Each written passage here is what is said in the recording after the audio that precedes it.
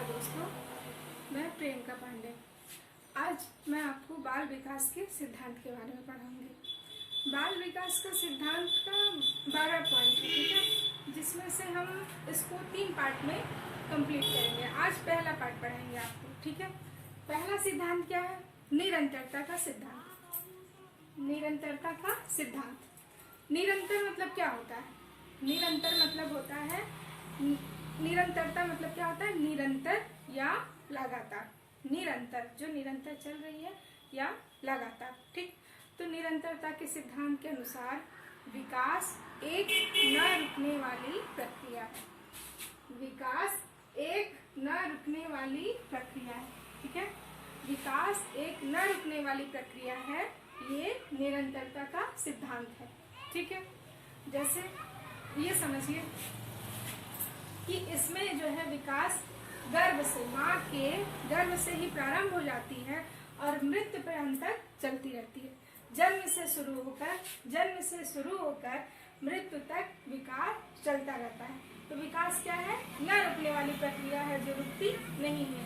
ये क्या है? निरंतरता का सिद्धांत, ठीक है। जब हम लोग नगण्य होते हैं, ठीक है, नगण्य होते हैं, जब माँ के गर्भ में होते हैं, माँ के गर्भ में 3 महीने तक बच्चा लिक्विड फॉर्म में होता है, ठीक है। तो नगण्य होता है, तभी से विकास प्रारंभ हो जाता है। उसके बाद विकास के विभिन्न अवस्थाओं को वो पूर्ण करते हुए अपनी व्यवहारिक गति से आगे जब बढ़ता है, तो जितने भी विकास के पहलू हैं, वो जैसे सामाजिक, धार्मिक या शारीरिक, सारे पहलुओं को हम लोग निरंतरता के गुण के कारण ही भली भांति ही कंप्लीट कर पाते हैं, ठीक है। तो ये होता है निरंतरता का सिद्धांत। निरंतरता का सिद्धांत मतलब एक न रुकने वाली प्रक्रिया, ठीक। क्वेश्चन किस प्रकार से बनेंगे? विकास कभी न समाप्त होने वाली प्रक्रिया है। विकास कभी न समाप्त होने वाली प्रक्रिया है। यह विचार किससे संबंधित है? तो इसका आंसर हो जाएगा निरंतरता के सिद्धांत से, ठीक। और दूसरा क्वेश्चन क्या होगा? विकास एक प्रक्रिया है। विकास एक प्रक्रिया है। कौन सी प्रक्रिया है? निरंतर चलने वाली है, ठीक। विकास एक प्रक्रिया है, कौन सी? निरंतर चलने वाली, ठीक है। अब हम लोग आते हैं दूसरा सिद्धांत। दूसरा क्या है? समान प्रतिमान का सिद्धांत। प्रतिमान मतलब क्या होता है? मॉडल, आदर्श या नमूना। नमूना मतलब एक के जैसा दूसरा, मॉडल जैसे बोलते हैं ना, मॉडल सेम है इसका, ठीक है। तो समान प्रतिमान सिद्धांत के अनुसार क्या होता है? जो जैसा होगा वैसे ही उसके समान बच्चे होंगे, ठीक है।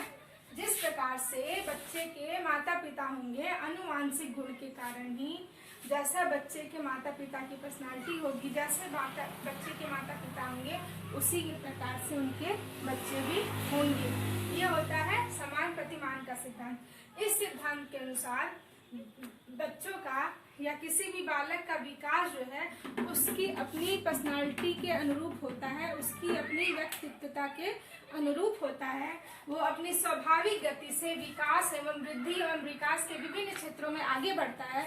स्वाभाविक गति से वृद्धि एवं विकास के विभिन्न क्षेत्रों में आगे बढ़ता है, पर उसमें भी उसको विभिन्नताएं देखने को मिलती है। कहीं विकास, वृद्धि और विकास की गति तेज होती है, कहीं वृद्धि और विकास की गति धीमे होती है, ठीक है। इसको इस प्रकार से समझिए कि 2 बच्चे हैं, दोनों 2 साल के बच्चे हैं, ठीक है। वो अपनी स्वाभाविक गति से ही दोनों बच्चे बढ़ रहे हैं, ठीक, 2 साल के हुए, और दोनों बच्चों की हाइट सेम नहीं होगी। कोई बच्चा थोड़ा ज्यादा लंबा होगा, कोई बच्चा थोड़ा सा छोटा होगा, ठीक है। तो क्या है? स्वाभाविक गति से तो आगे बढ़ रहे हैं, पर गति जो है उनकी, किसी की गति तेज है, किसी की गति धीमे है। अब इसको इस एग्जाम्पल से भी समझिए कि 2 बच्चे हैं, ठीक है, दोनों 1 साल के बच्चे हैं, ठीक। और 1 साल का बच्चा है, कोई अच्छे से पूरे शब्द बोल ले रहा है, ठीक है, और कुछ बच्चे हैं सिर्फ मम्मा पापा ही बोल पा रहे हैं, ठीक है। विकास की गति तो सेम है, पर किसी की गति बहुत तेज है, किसी की गति धीमे है, ठीक है। अब एक गेसेल है। गेसेल के अनुसार क्या है? दो व्यक्ति समान नहीं होते। 2 व्यक्ति समान नहीं होते हैं, परंतु सभी बालकों का विकास का क्रम क्या है? समान होता है। विकास का क्रम समान होता है। एक समय से ही बच्चों का मतलब एक समय अनुसार अगर बच्चे का बोलना जो है वो 8-9 महीने से ही मतलब शुरू कर देते हैं बोलना, 6-7 महीने से ही बच्चे गूंगा करने लगते हैं, फिर 8-9 महीने तक आते आते मम्मा पापा करना शुरू कर देते हैं। एक निश्चित क्रम में ही एक निश्चित विकास का क्रम समान ही होता है, पर क्रम तो समान होता है पर किसी की गति तेज होती है, किसी की गति कम होती है। कोई बच्चा 1 साल तक आते आते एकदम पूरी तरह से बोलने लगता है और कोई बच्चा को 2 साल लग जाता है अच्छे से अपनी बातों को दूसरों के सामने समझाने में, रखने में। बोलने की कोशिश तो करता है पर हमें समझ में नहीं आता है। ठीक है, अब क्वेश्चन क्या है, विकास की किस अवस्था में बुद्धि का अधिकतम विकास होता है।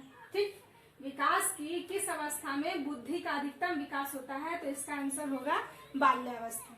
ठीक है, अब तीसरा सिद्धांत क्या है, विकास क्रम की एकरूपता। विकास क्रम की एकरूपता। अभी हमने बताया कि विकास जो है एक निरंतर गति से चलता है, पर विकास, वृद्धि और विकास सारे बच्चों में एक समान नहीं होता है। ठीक है, पर कहीं न कहीं हमें विकास के क्रम में एकरूपता देखने को मिलती है। विकास के क्रम में एकरूपता देखने को मिलती है। जैसे विकास की प्रक्रिया में एकरूपता दिखाई देती है, विकास की प्रक्रिया में एकरूपता दिखाई देती है, चाहे व्यक्तिगत भिन्नता कितनी भी, चाहे व्यक्तिगत भिन्नता कितनी भी हो, मतलब व्यक्ति का पर्सनालिटी में अंतर भले ही कितना हो, कोई मतलब 2 साल का बच्चा है, ज्यादा लंबा हो ज्यादा छोटा हो, पर उसकी प्रक्रिया जो है, जो विकास की प्रक्रिया है वो एक समान ही होगा। ठीक है, विकास की प्रक्रिया में एक रूपता दिखाई देती है चाहे व्यक्तिगत भिन्नता कितनी भी हो। इसको इस तरह से समझिए कि सारे बच्चों में जितने भी बच्चे हैं, मनुष्य जाति के जितने भी बच्चे हैं, सब में निश्चित क्रम में ही भाषा का विकास होगा।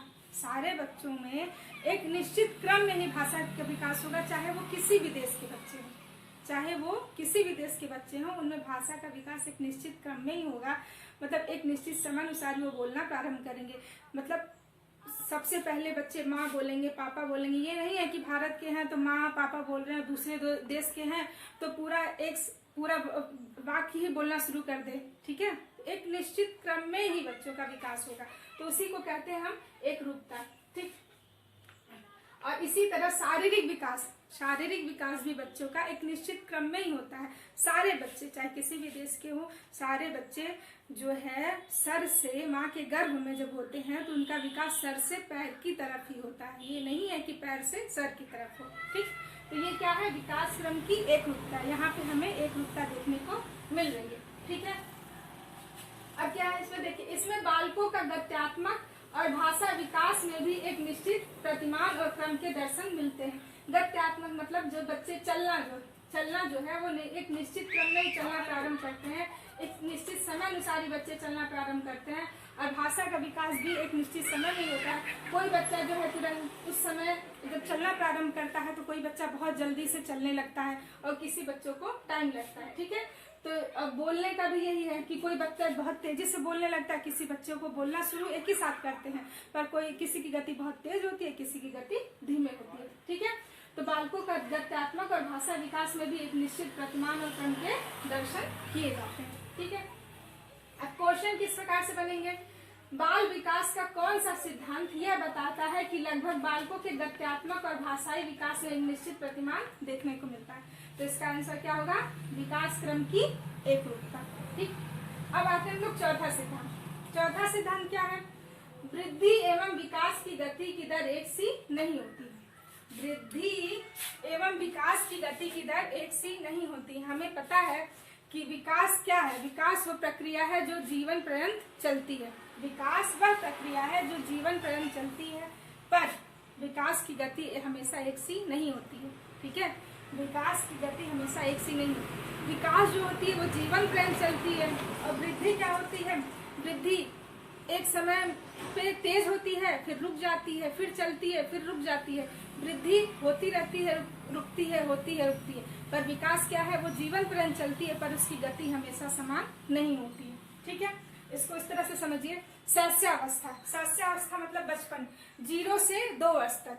शैशवावस्था मतलब 0 से 2 वर्ष तक।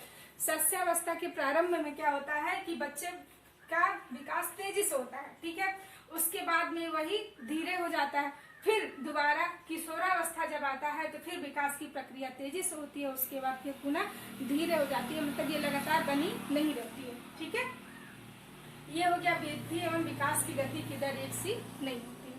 अब क्वेश्चन क्या है, क्वेश्चन देख लीजिए, शारीरिक वृद्धि और विकास को क्या कहते हैं? शारीरिक वृद्धि और विकास को क्या कहते हैं? तो इसका आंसर होगा अभिवृद्धि। और दूसरा क्वेश्चन है, किस अवस्था में दोहराने की प्रवृत्ति ज्यादा होती है? किस अवस्था में दोहराने की प्रवृत्ति ज्यादा होती है? तो इसका आंसर होगा शैशवावस्था। शैशवावस्था मतलब 0 से 2 वर्ष तक के बच्चों में दोहराने की प्रवृत्ति ज्यादा होगी। विकास का अभिप्राय क्या है, मतलब विकास क्या है? आंसर होगा कि विकास वह प्रक्रिया है जिसमें बालक परिपक्वता की ओर बढ़ते हैं। ठीक है, क्या आंसर होगा कि वह प्रक्रिया जिसमें बालक परिपक्वता की ओर बढ़ते हैं। ठीक है, आज के टॉपिक में इतना ही। अगले वीडियो में हम लोग आगे के सिद्धांत के बारे में डिस्कस करेंगे। ठीक है, अगर आपको ये समझ में आया हो, ये वीडियो समझ में आया हो, तो आप लाइक और शेयर जरूर करिएगा। अगर आप हमारे चैनल को पहली बार देख रहे हैं तो सब्सक्राइब जरूर कर दीजिएगा और बेल आइकन को दबाना मत भूलिएगा, जिससे कि नया वीडियो अपलोड होते ही आप लोगों के पास नोटिफिकेशन आ जाए। धन्यवाद।